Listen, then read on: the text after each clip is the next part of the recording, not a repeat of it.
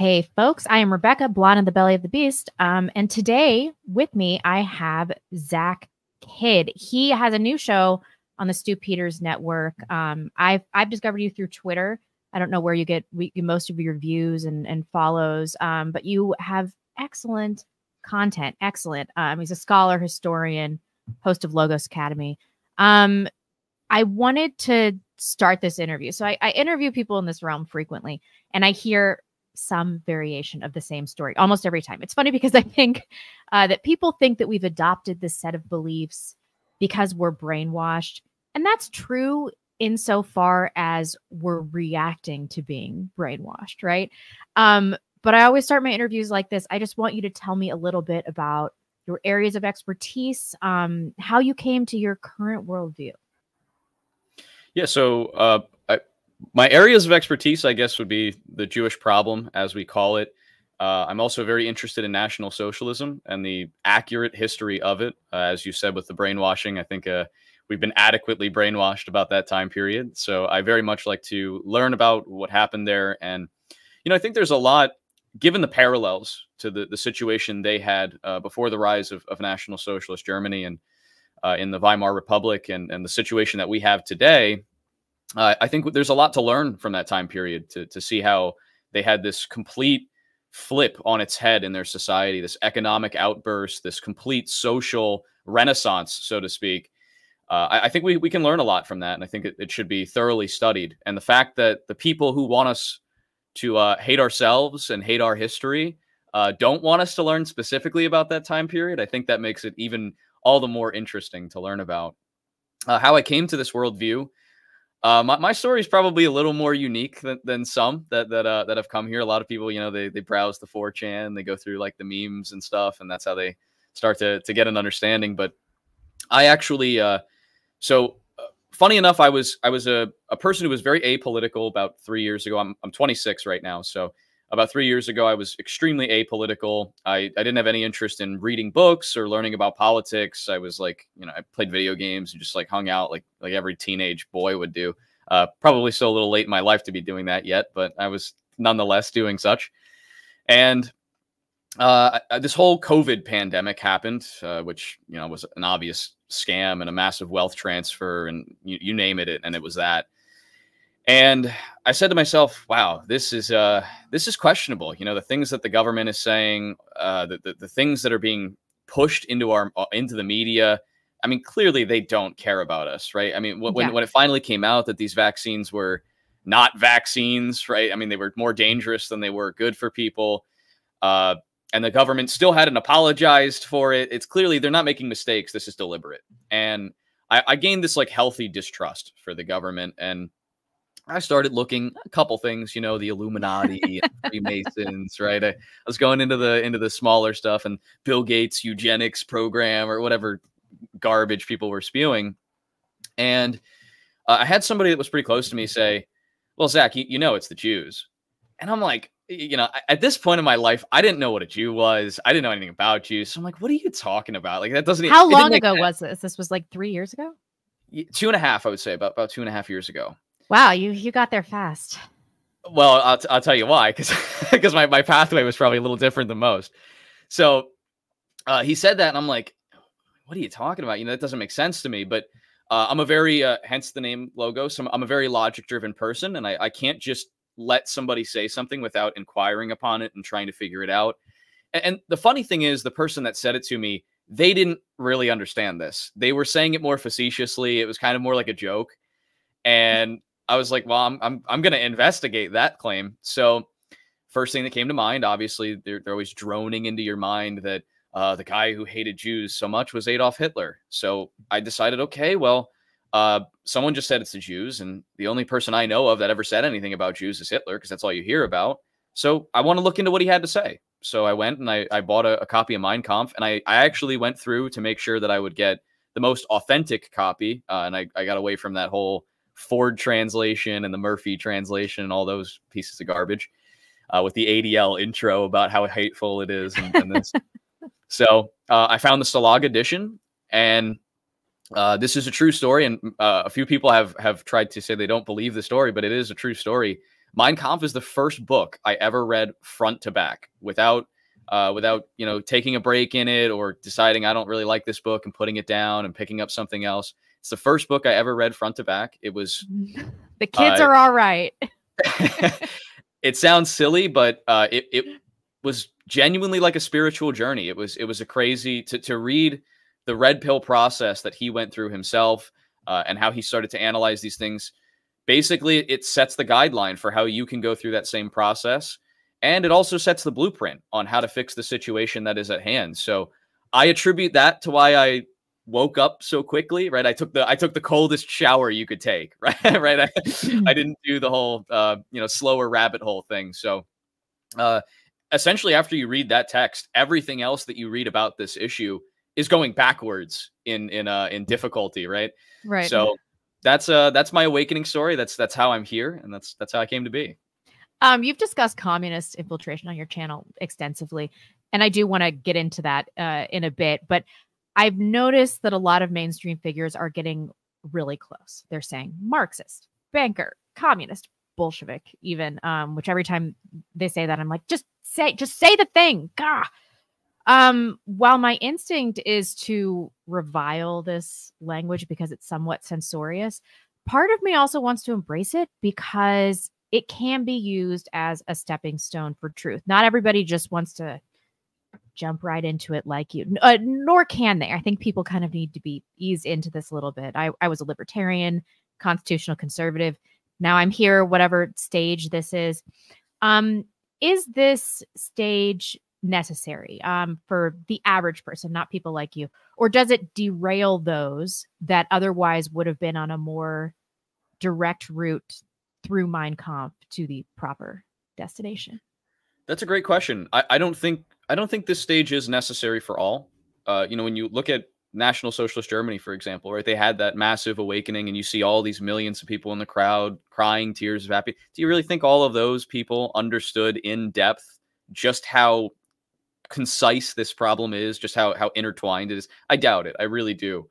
So most of the people in the world are the masses, will say, are very submissive. They submit to social pressures. They submit to authority. We saw this during COVID precisely. People were just complying with this mask nonsense without questioning it, without even thinking about it. So I don't think everybody needs to go all the way down the rabbit hole and be some philosophical scholar on the topic. But there do need to be a certain level of people that are. And I think those people will come into that understanding naturally. I think that's a natural process, that if they're meant to be in that field of thought, they will go there.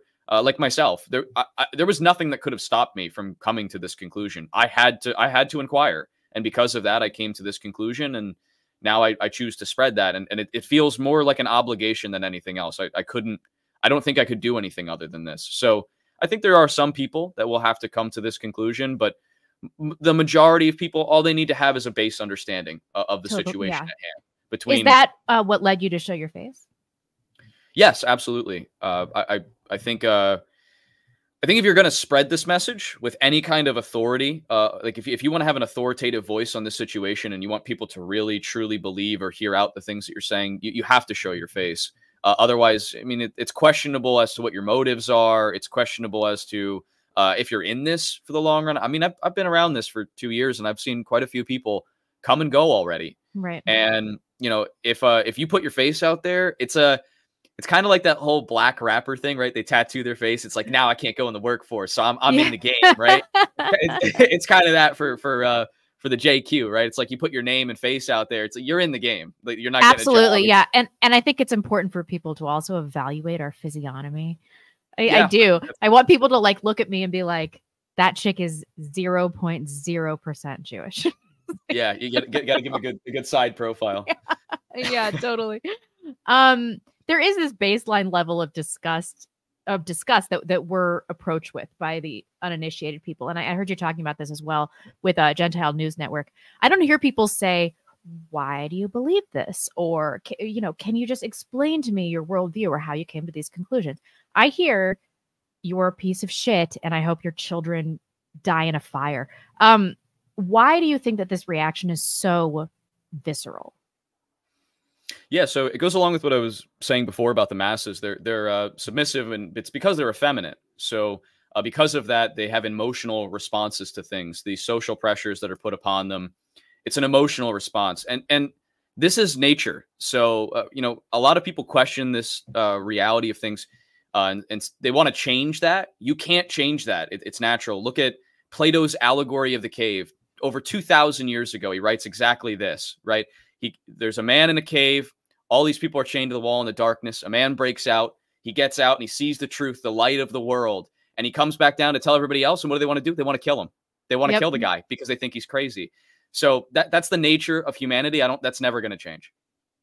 That's so disappointing. It's like that. I always think of that scene in They Live where he wants him to put on the glasses, and then just like an 8-minute, totally ridiculous fight scene ensues, because I'm always trying to tell people stuff like this and they don't want to put on the glasses. They're like, no, I'm comfortable. I have my bread in circuses. But once you go down this road, there's no unseeing these greater truths, which does bring you closer to God, but it's massively disruptive to your relationships and to the enjoyment of worldly pleasures. I partake in no hedonism, no degeneracy Great. anymore, which ostensibly is a good thing.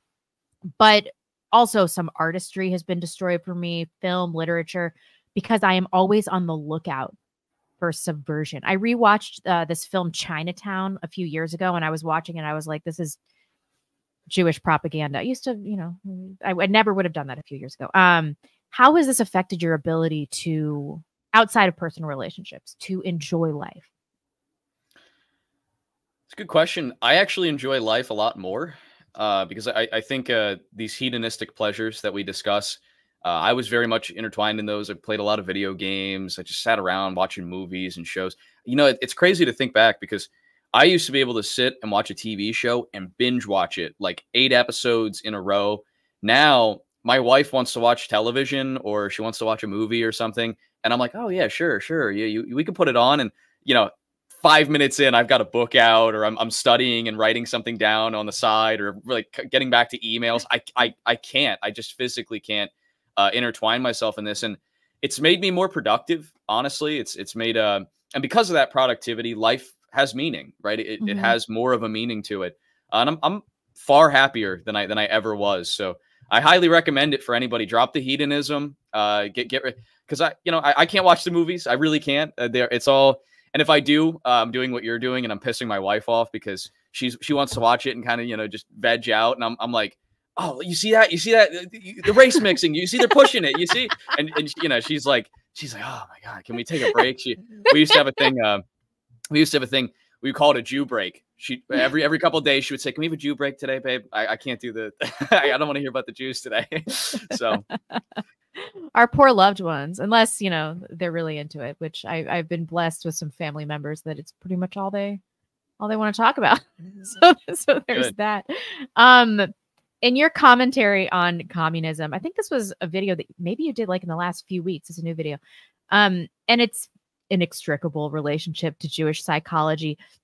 You discuss the Talmud, how it explicitly states that all property and land are there. It's owed to the Jews. It's owed to the Jews, and how this manifests in the basic tenets of communism, which is probably why I don't want to put words in your mouth, but probably why it pisses you off to hear mainstream media figures talk about communism and the Frankfurt School and Marxism, because you're like, it's the Jews. Could you talk a little bit about how we're seeing this and other elements of Jewish psychology evinced in modern Western cultures, outside of the obvious ones, which we'll talk about in a minute, pornography, things like that? Yeah, see, I think one of the simplest ones that I think some people overlook is DEI, right? This diversity, equity, and inclusion. Equity is exactly communism in essence, right? It's this idea of taking all of these talented individuals in society and boiling them down to the lowest common denominator, right? It's a really convenient thing that they spin, right? It's all about equality, and we want everyone to feel happy and feel the same and have the same lot.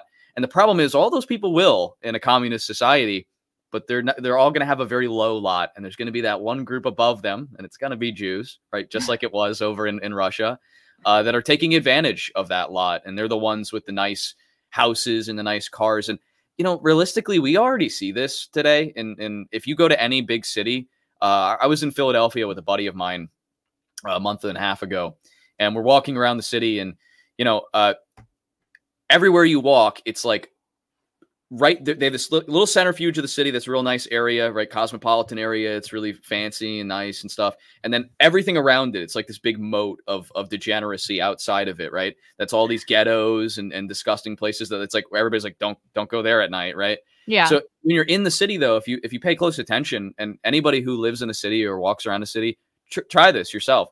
All the fancy buildings, all the nice places. Look at the names. Look at who owns those buildings. It's the Steinbach Institute and the Rosenbaum Center, right? It's never Gentile owned. So you see, they're already doing this exact process. It's pretty much communism, like in the shadows. They have their big conglomerate houses and offices right in the center of the town, and everything outside of it is all poverty stricken. And that's a small little micro scale example of what is to come in the macro if we allow this to continue. So DEI is one thing. I think there's a lot of others. I don't know how deep you want me to go on the the communist. Oh, I actually have a few questions about it if you're interested. I'm sure everybody in our audience, is familiar with Yuri Bezmenov at this point. But if you aren't, if you've been living under a rock, KGB defector, he outlined exactly how this kind of propaganda works. So he said something very interesting, that 85% of subversion is overt, and very little of it, especially that's funded, is espionage. It's just a slow process, and if you look, it is plain to see. But because of the frog in the boiling water effect, people aren't particularly aware of it. Can you continue to talk a little bit about these more subversive elements that aren't so obvious for us to see? I think that my audience at this point has probably awoken to, race mixing propaganda, things like that. But some of the stuff still slides under the radar, even for me. Really, yeah. There's quite a few things. There's the obvious ones, right? Like pornography and race mixing is a big one. Anything that causes kind of moral degeneracy. I would even include drugs in this big time, especially you look at like the 80s and the 70s when they were doing all the psychedelics. A lot of these psychedelics are actually chemical compounds. And if you look into the guy who found a lot of these chemical compounds, you'll see the same. Was he a Gentile? No, certainly not. So you'll see the same culprit behind every door. So they push these things that kind of keep you distracted. They lower your quality of life. Right. I mean, what was it in Brave New World? It was Soma. Soma, yes, which is basically antidepressants, right, or anti-anxiety medication. It's exactly analogous. But another big one is gambling. A lot of young men are getting into like sports betting and things like that. If you look at the owners of all of these big sports betting apps, which are taking your Gentile already 40% taxed paycheck and taking the rest of it out of your pocket, same culprits again. So there's a lot of these methods. Anything that causes moral decay inside of society.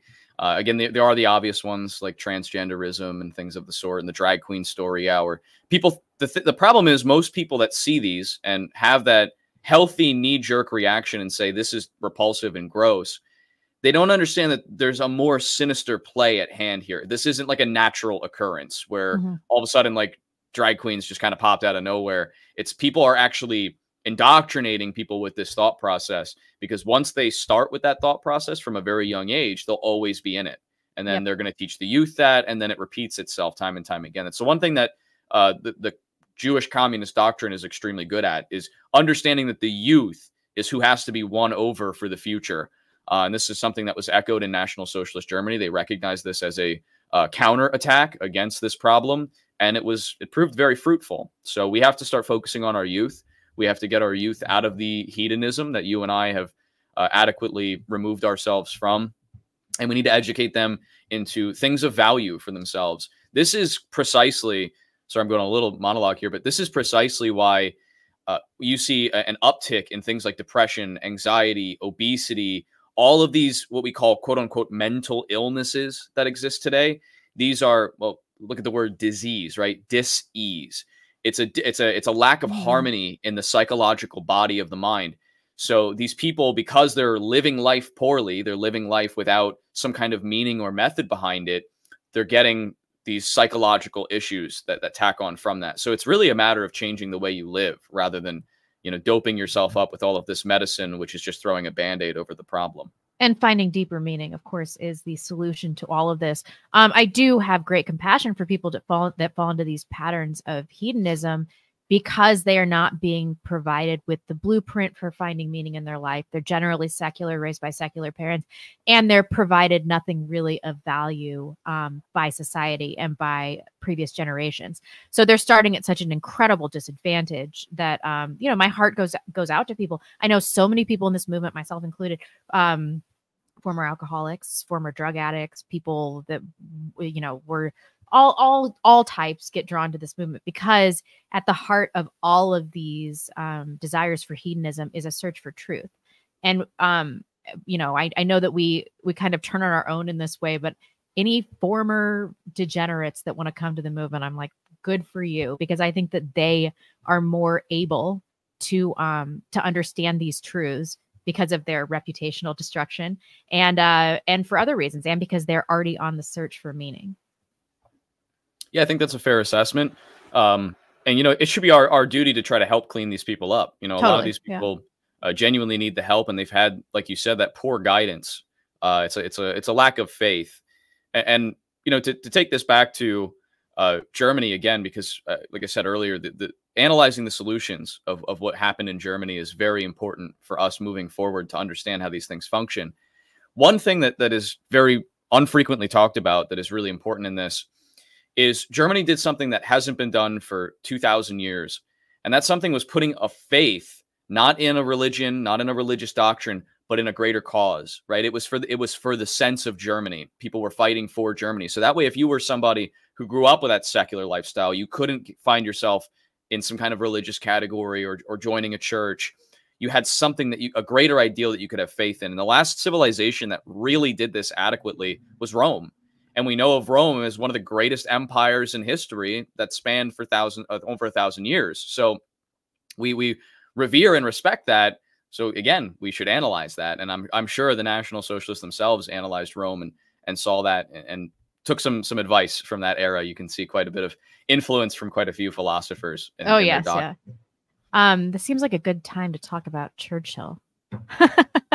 I've also heard you discuss this a little bit, but in his lesser known writings, I was researching this before our interview, but I discovered this Reuters article from 2007, and it says a historian has uncovered a pre-World War II article about Winston Churchill that he wrote about the persecution of Jews. Then it was decided that he should not publish it.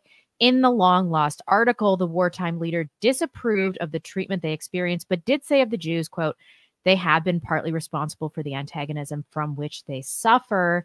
University professor said, while most people would accept that Churchill was no anti-Semite, this sheds fascinating new light on his views about Jews, which were very inconsistent. Now, I thought that this was really interesting, saying that his views were very inconsistent. I think that this is demonstrative of the complete historical illiteracy that people are operating with, especially when looking at World War II. His views weren't really inconsistent. They were representative of the zeitgeist at the time. Weimar Germany had tremendous cultural, social, financial issues, hyperinflation, pedophilia, prostitution, transgenderism, the list goes on, almost exclusively born of Jewish influence. He held a pretty basic opinion that almost everybody at that time had for totally legitimate reasons. Can you talk a little bit about, because I think this Churchill thing is very important. It's one of the biggest pieces of propaganda that we were fed in government schools. So can you talk a little bit about the evolution of Churchill's historic and posthumous image relative to his actual worldview? Yeah, that's a very interesting piece. So Churchill in World War I, he was the warmonger for World War I, right? He really wanted World War I to happen. He was very anti-German in that time period, and he was obviously very anti-German in the World War II time period. And for those who are familiar with the recent Tucker Carlson interview that he did with Daryl Cooper, it broke a lot of these things out into the public eye a little bit more, where they were talking about Churchill as a quote unquote bad guy. And this is something that you never hear. The mass media loves to make him out to be this amazing, virtuous, they named the big cigar after him, right? They don't have anything named after Hitler unless it's like inherently evil, I guess. So they made him out to be this magnificent guy. So when Daryl Cooper kind of questions this narrative, you notice the whole system went berserk. All of the mainstream, whoa. And a lot of the narrative that was being spun here, and this is really important to understand, is they started posting literally just the simplified image. They said, just to clarify, good guy, bad guy. And they put a picture of Churchill and a picture of Hitler, right? Yes. They want to dumb this down into black and white as best they can so that you don't look into the gray area. They want you to stay away from the gray area. Don't look at it. It's just good and bad. Because if you do that, you're not going to analyze appropriately the things that Churchill said. And in that document that you're talking about, Zionism versus Bolshevism, which was published in 1920 by Churchill, he writes about the two Jewish movements, Zionism and Bolshevism, which, as anybody that's initiated into this problem, as we call it, knows, they're two sides of the same coin, right? Essentially, both doctrines want world dominion for specifically their people. It's just a different way of how we go about that, right? The Zionist ones want more of like a religious, traditional type of world dominion, and the communists want like a globo homo world dominion, right? It's two sides of the same coin here. And Churchill adequately calls out one of the sides of that coin in this article. He talks about what he himself calls a international conspiracy by these people for the overthrow of civilization on the basis of arrested development. And he actually names the particular Jews in each country, the United States, Germany, Hungary, and Russia, that are behind these revolutions. And that's kind of why they want to hide that article, and they don't want that talked about. And Daryl Cooper did a really good job at bringing that out there, because now we look at Churchill in a different light and we say, oh, well, not only do you look at Churchill in a different light, right? You more so actually look at Hitler in a different light, and you go, oh, right. So Hitler said these things about those people, but wait a minute, 20 years ago, Churchill said the same thing about those people. So was Hitler the bad guy if Churchill agreed with him on that? What was the whole dispute about if it wasn't about the Holocaust or you know, the treatment of Jews? What was this whole dispute about? Mm-hmm. And then you start to question other motives, and you see where, you know, Churchill is taking a lot of finance from some of these Zionists. He's obviously swayed with self-interest for these things. And the guy was, I mean, he was a complete degenerate. He was a drunkard. And that's very infrequently talked about as well. The first time that Churchill ever met FDR in the White House, he was actually butt naked in their first encounter together.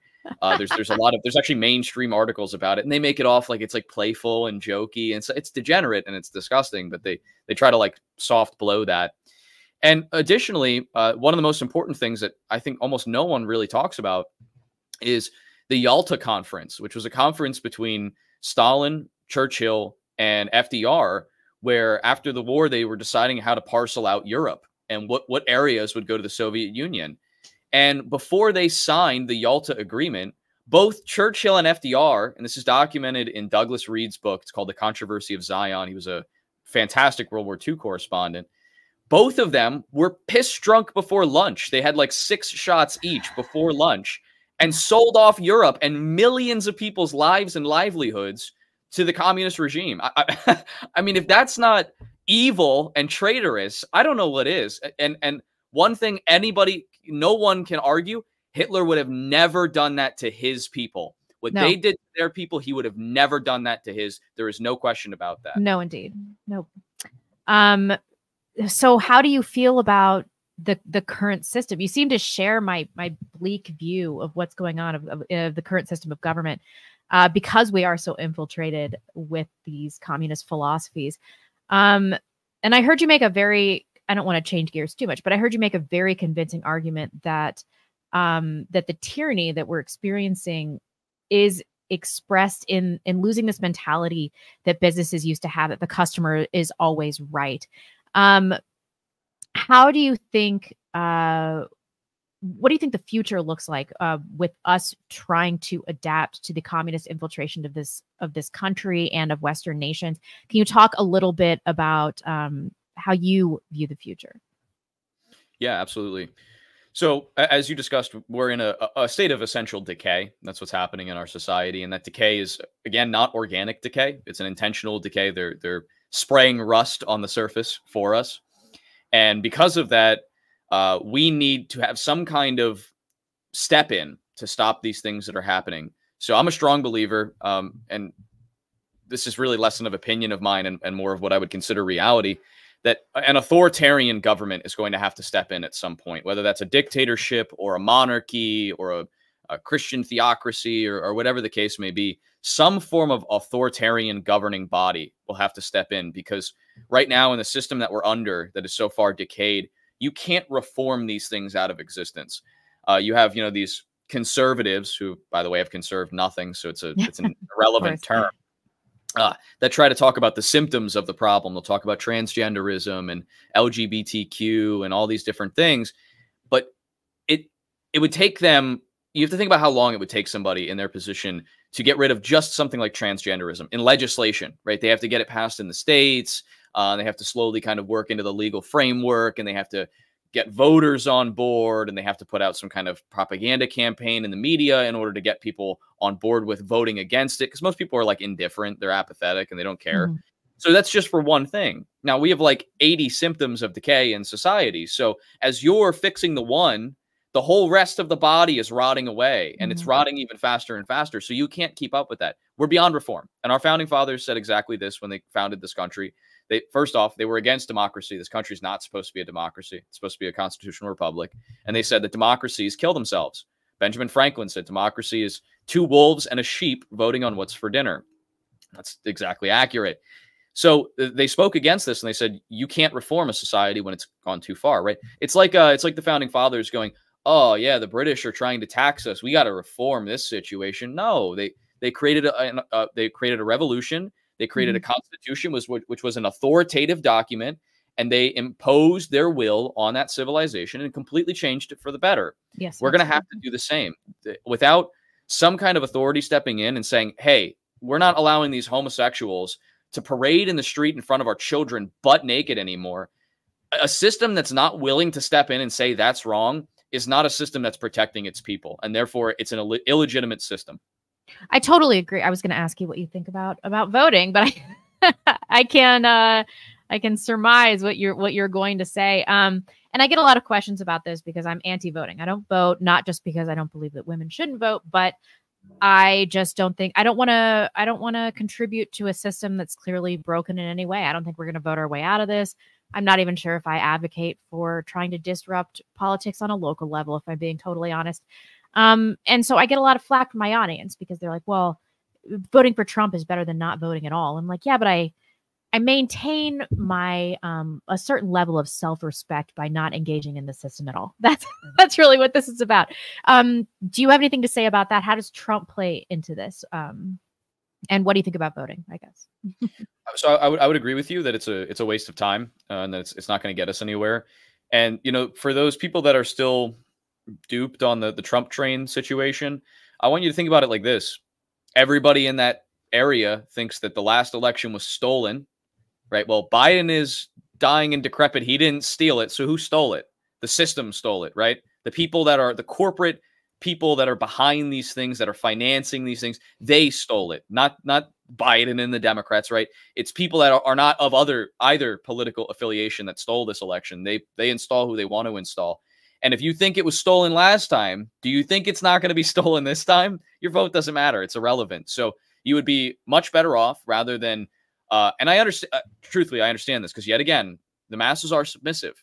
Okay. So the propaganda is that Trump is Jesus incarnate and he's coming to save the day. So the masses are submitting to that idea, right? It's he's the authority here.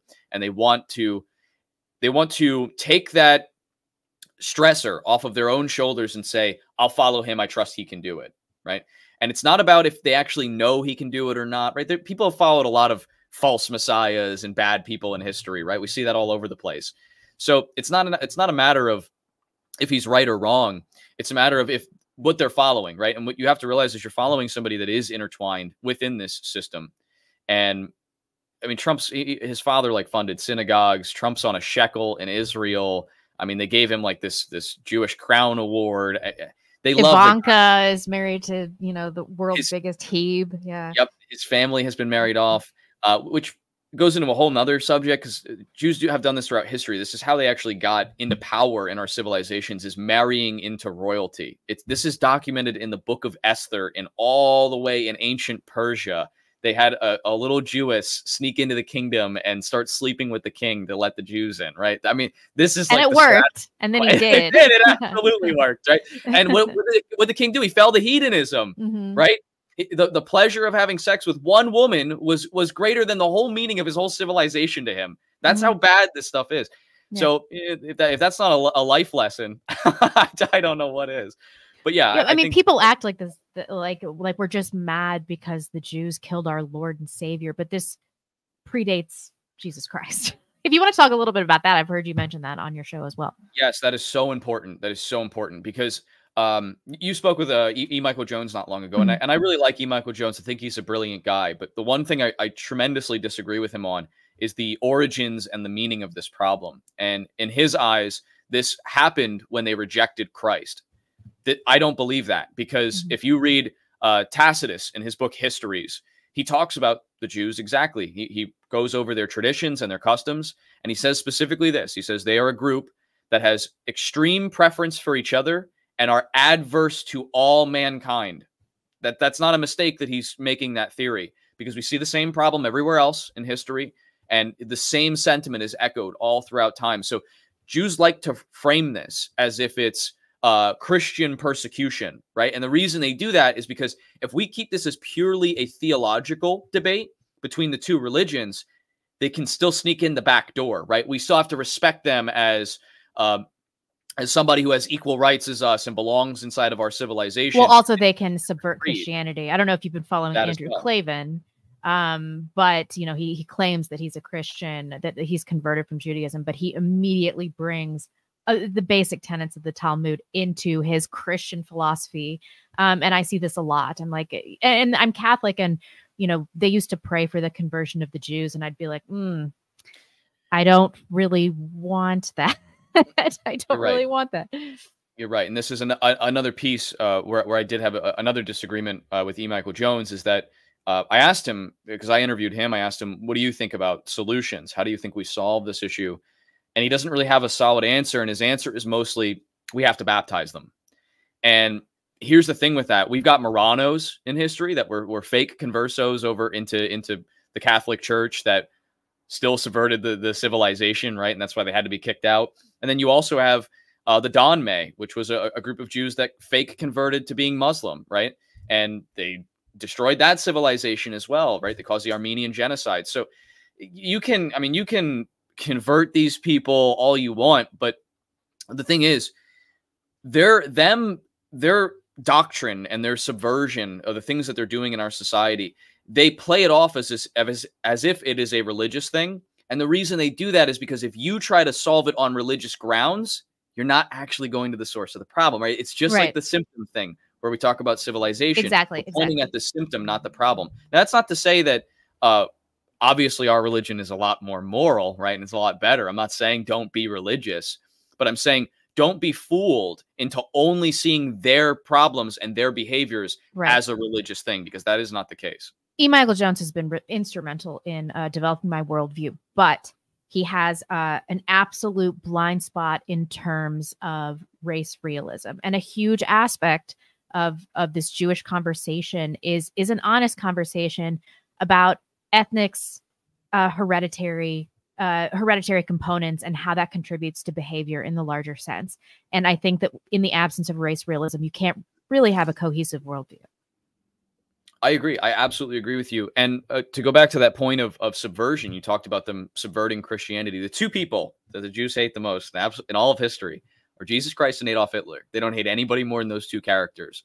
And the thing is, Jews can subvert Christianity. We've seen it, the Schofield Bible, right? A couple things in history. They can subvert that. It's very hard to subvert a racially conscious movement, because that would mean that you have to somehow be of that race to be subverted, right? You would have to literally, you can't infiltrate something like that. If you can infiltrate through fake baptism, you can't infiltrate through fake conversion into being white or fake conversion into being a German person, right? That's not a realistic situation. So Jews, it's a lot harder.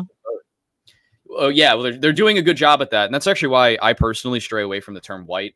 I think it's a bad term to use. I actually prefer the term Aryan, which already has, negative. Now we're talking.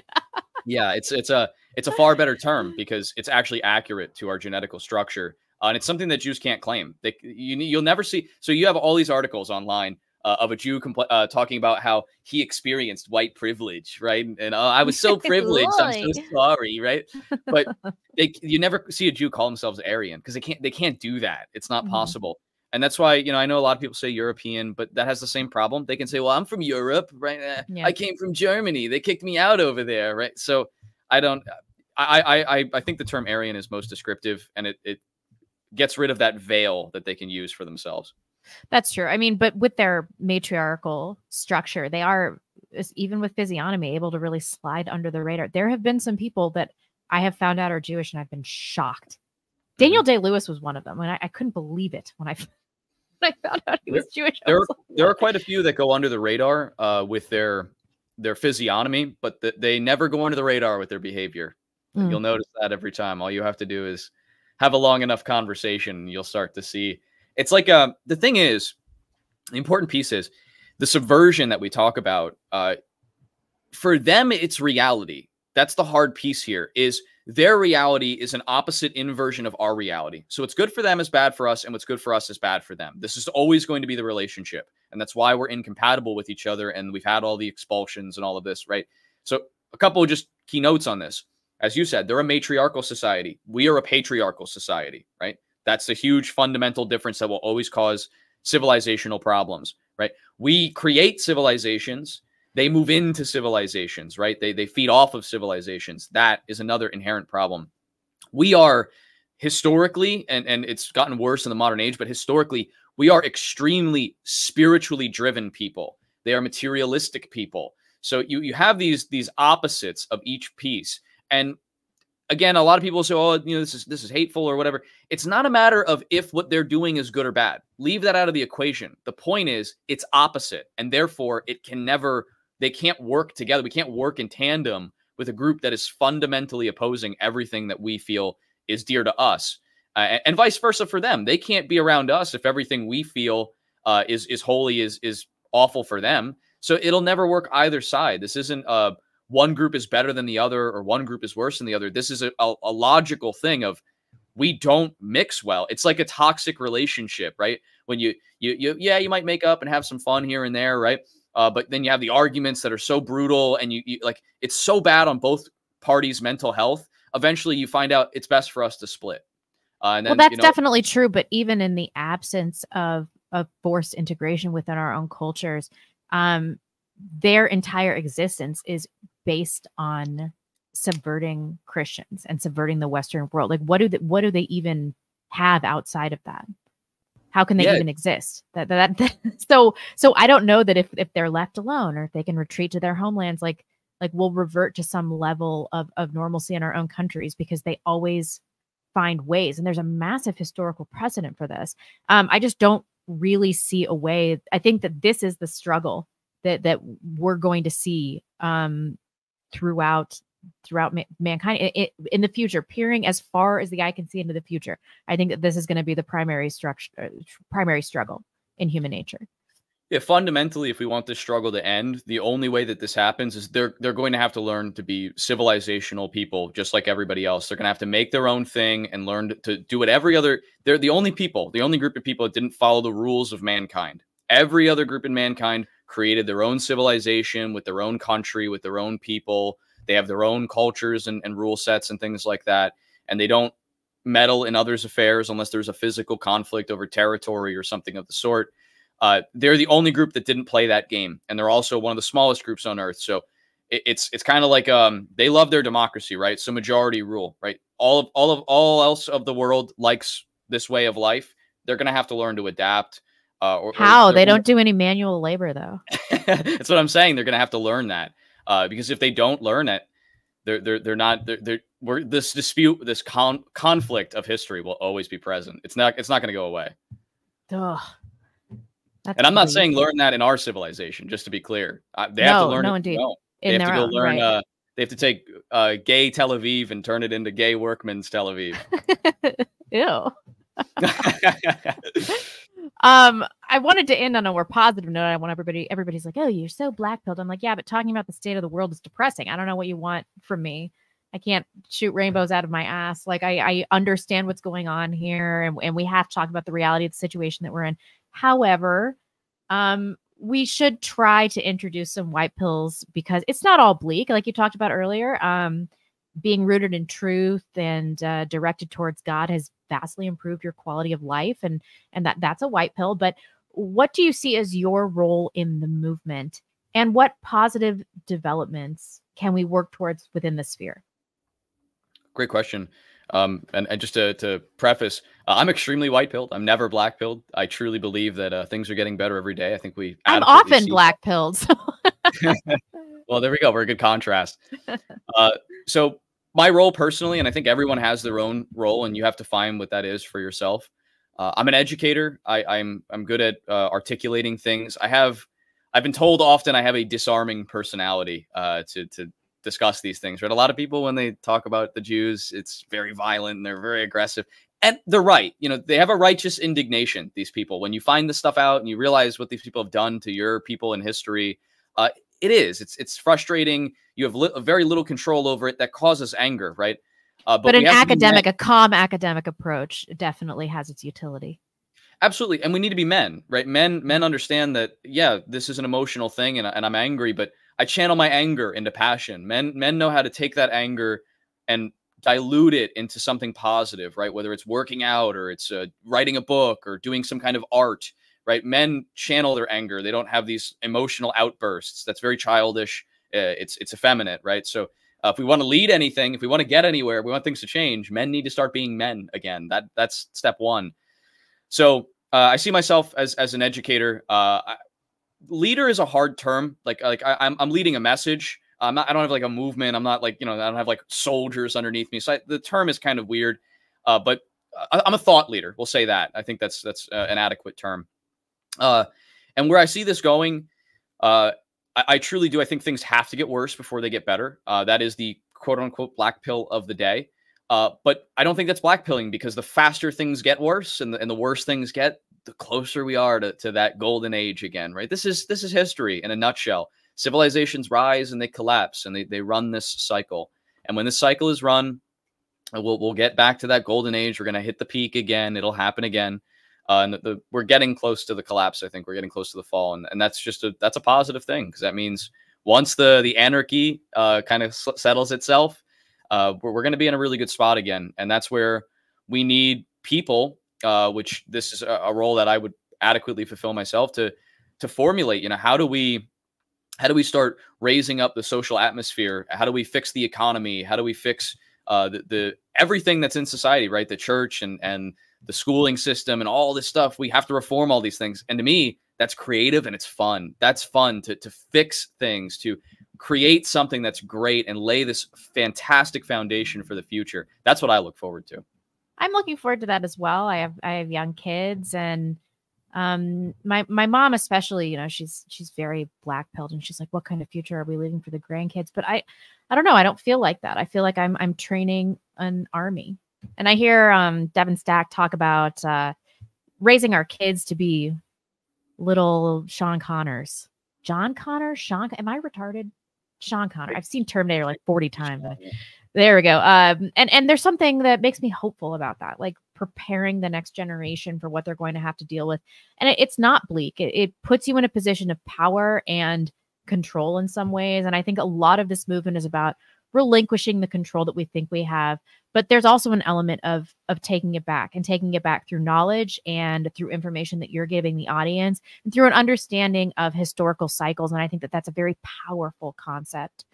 On that note, thank you so much for coming on. That was such a fruitful discussion. I have all of his links down below. Is there anything else that you wanted to leave the audience with?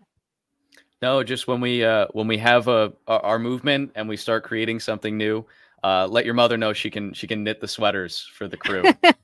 She'll be very happy about that. She can keep all of our hands warm, right? Great. Thank you so much, Zach. Much for having me. I really appreciate it. I'll see you guys later. Bye-bye.